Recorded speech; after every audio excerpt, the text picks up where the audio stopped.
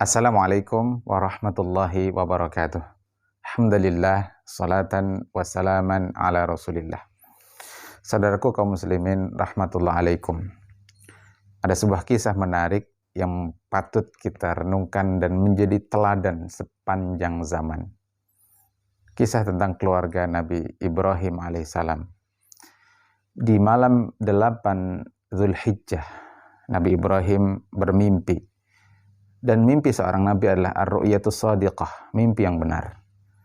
Di malam 8 Zulhijjah itu beliau bermimpi diperintahkan Allah untuk menyembelih putranya. Terbangun beliau. Namun masih ada keraguan di hati beliau. Benarkah ini perintah Allah? Padahal beliau lihat jelas itu dalam mimpi beliau. Karena melihat kali pertama itulah kemudian 8 Zulhijjah disebut sebagai hari Tarwiyah. Kemudian di hari ke malam 9 Zulhijjah kembali beliau bermimpi dengan mimpi yang sama.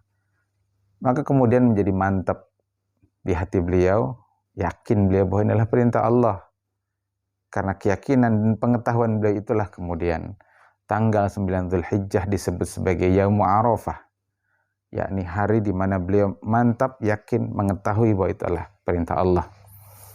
Maka di hari itu kemudian beliau berbicara kepada putra beliau. Kita lihat keteladanan Nabi Ibrahim alaihissalam.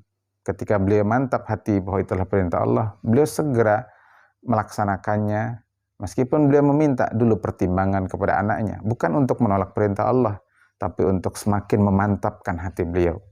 Karena beliau yakin putranya adalah putra yang terdidik dengan didikan tauhid. Dalam Al-Quran hal ini diabadikan ketika disebutkan falamma balagha ma'hu sa'ya, maka ketika Nabi Ismail itu telah sampai pada usia dewasa. Dalam kitab tafsir di antaranya disebutkan usia 13 tahun. Berkatalah Nabi Ibrahim kepada putranya, qala ya bunayya inni ara fil manami anni adbahuka fanzur madza tara. Wahai anakku sayang, sesungguhnya aku melihat dalam mimpiku bahwa sesungguhnya aku menyembelih engkau atas perintah Allah. Kemudian beliau menyatakan, fanzur madza tara, pikirkan, apa pendapat engkau?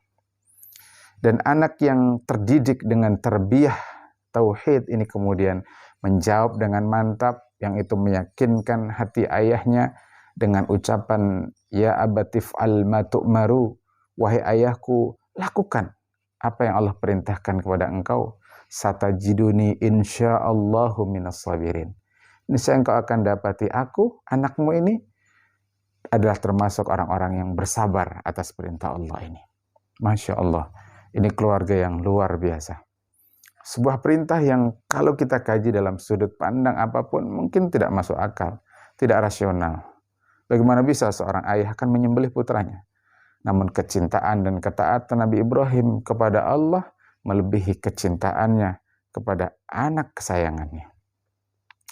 Maka kemudian di hari ke-10, Nabi Ibrahim bersama Nabi Ismail berangkat ke tempat penyembelihan. Jadilah hari ini kemudian dinamakan sebagai Yaumun Nahar, hari penyembelihan. Dan ketika Nabi Ibrahim telah meletakkan pisaunya yang tajam, dan telah terbukti ketaatannya, telah terbukti loyalitasnya kepada Allah Ta'ala, Allah tidak pernah membebani hambanya di luar kesanggupannya. La yukallifullahu nafsan illa wus'aha. Seketika itu kemudian Allah ganti pengorbanan Nabi Ibrahim dengan seekor kibas. Kalau kita ke Makkah Al-Mukarramah di wilayah Arafah, di situ ada sebuah monumen, sebuah tugu untuk mengabadikan pengorbanan ayah dan anak ini.